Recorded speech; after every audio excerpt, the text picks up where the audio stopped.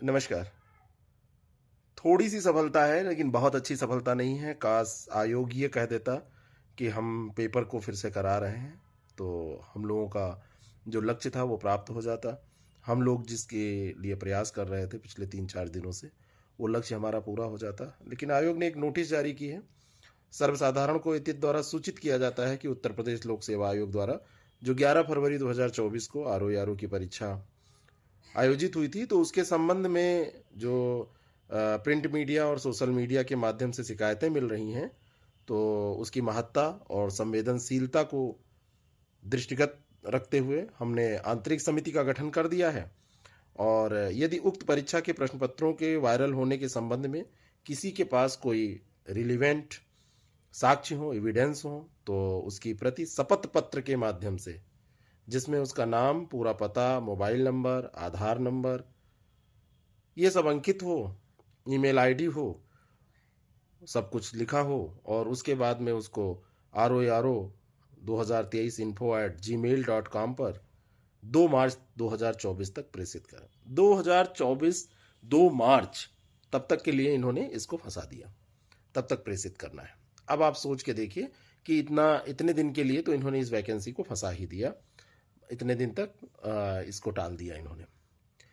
देखिए, वैकेंसी हमारे यहाँ फाइनल क्यों नहीं होती हैं? फाइनल इसलिए नहीं होती हैं क्योंकि ऐसे ही फंसाई जाती हैं, ऐसे ही फंसती रहती हैं। और फिर इसमें देखिए इन्होंने शर्तें क्या रखी हैं कि नाम हो, पूरा पता हो, मोबाइल नंबर हो, आधार नंबर हो, सब कुछ हो। तो जब सब कुछ होगा तो उसके बाद में फिर कोई क्यों अपने को फंसाना चाहेगा, क्यों लफड़े में फंसना चाहेगा? तो इनका उद्देश्य है कि कोई साक्ष्य देगा ही नहीं। अच्छा, ये बताओ कि जब सारा साक्ष्य हम ही दे देंगे तो तुम क्या करोगे भैया? आंतरिक जो समिति आपकी है वो क्या करेगी? STF की जांच की बात आपने की थी, वो क्या करेगी? तो कुछ तो भाई आप लोग भी करो ना। सारा काम स्टूडेंट करेंगे, पढ़ाई स्टूडेंट करेंगे, प्रोटेस्ट स्टूडेंट करेंगे, है ना? जितनी मेहनत है सब स्टूडेंट ही कर देंगे।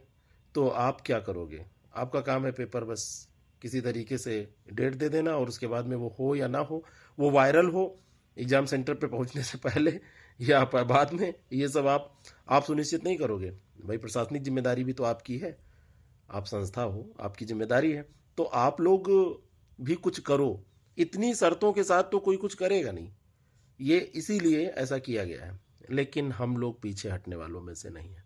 साक्ष्य हैं हमारे पास और हम लोग उसको आप तक पहुंचाएंगे।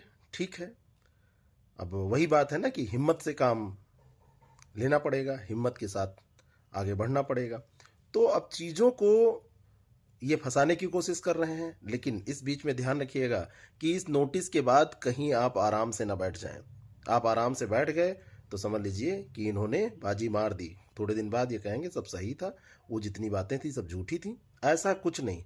आप आराम से ट्वीट अभियान चलाते रहिए। ये जो लगातार हम लोग ट्वीट करते रहते हैं, ट्वीट पे ट्वीट करते रहते हैं ना, वही नतीजा है। ये दबाव बनाया गया, तभी मांग नहीं करोगे तो कुर्सी आपकी छीन जाएगी।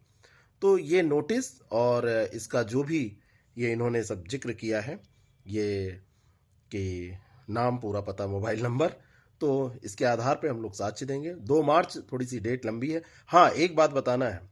कुछ लोग कह रहे हैं PCS तो अब गया वया कहीं नहीं। पढ़िए दबा के, प्रोटेस्ट करिए दबा के, हर काम करिए दबा के, अधिकारों की मांग करिए और अपने अधिकारों के लिए मेहनत भी करिए। बिना पढ़े तो वैसे भी कुछ नहीं होना है। री एग्जाम होगा तब भी पढ़ना पड़ेगा, और अगर आपको PCS देना है तो उसके लिए भी पढ़ाई करनी पड़ेगी। तो पढ़ते रहिए, दम लगा के पढ़िए, और साथ में ये काम भी आप करते रहिए। तो फिर मिलते हैं। थोड़ी सी सफलता तो इसको आप मान सकते हैं। कम से कम इन्होंने ये कहा तो कि हाँ साक्ष्य दो।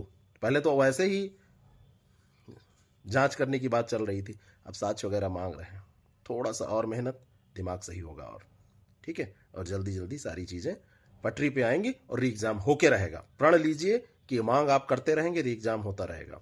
ग्रुप से जुड़ के हम लोगों के साथ मिलके आप लगातार ट्वीट करते रहिए, रीट्वीट करते रहिए। Thank you so much. All the very best आप सभी को। आप लोग ऐसे ही मेहनत करते रहिए।